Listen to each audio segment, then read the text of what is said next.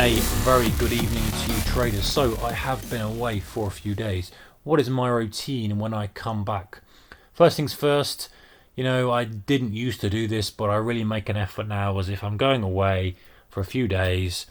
I do not want to look at the markets. Okay, I might take an occasional glance when I'm just sitting on my phone, but I really am not going to get involved in it. Definitely not pulling up any charts. I've got alerts set for major volatile moves. I don't need to be looking at them all the time. It just ruins the point of having a break. There were times years ago when I'd go and I would set up laptops and take spare screens with me and be up at silly hours checking things. But it just doesn't do you any favours, I don't think. Depends what sort of level you are of trading as well. If you're really immersed in it, you've got loads of positions, of course. I have cancelled holidays as well when market volatility has picked up. But for me now, I just try to switch off. So what's my routine when I come back? How am I going to look at the markets? What am I going to do? Well, I know that the DAX has been in play for me at the moment.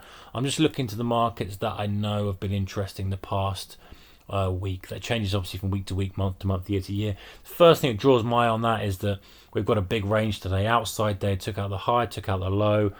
Big range, got to be the highest of the last 7 days, and I can just see, visualizing it, that we're at support level there, and I guess we are at the 20 period moving average as well. We are, so that needs more investigation, but I don't dig straight into it. I look through what I want to look through, and then I know to go back and take a deeper look at some of the things that could catch my eye. Obviously, yen, that 100 level, I know is in play, and look at this downward wedge we've got pushing onto it.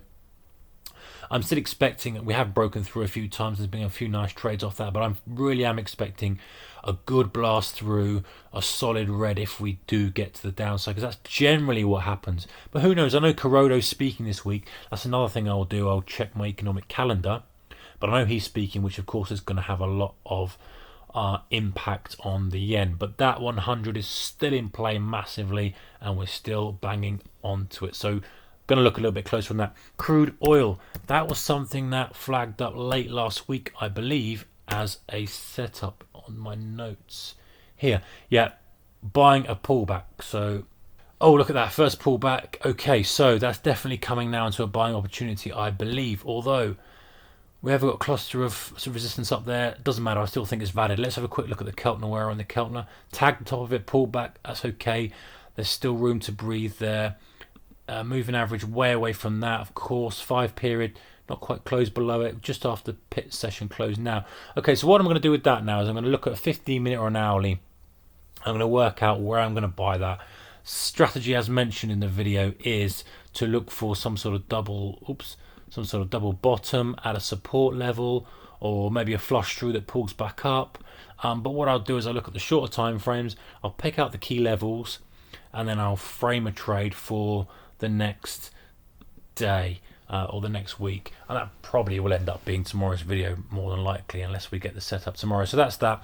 So those are 3 big things. I will then look at FinViz, and I will check through to make sure there's nothing going on across any of the major currency pairs as well that I've missed out on.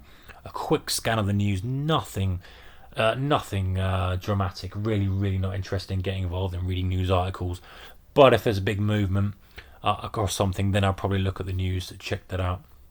Same with the big stocks. I'll do a quick scan to make sure nothing's gone crazy, and maybe there's potential trade set up from that. But the main priority for me is I don't want to rush into anything tomorrow. There's a few ideas there. The crude oil setting up potentially.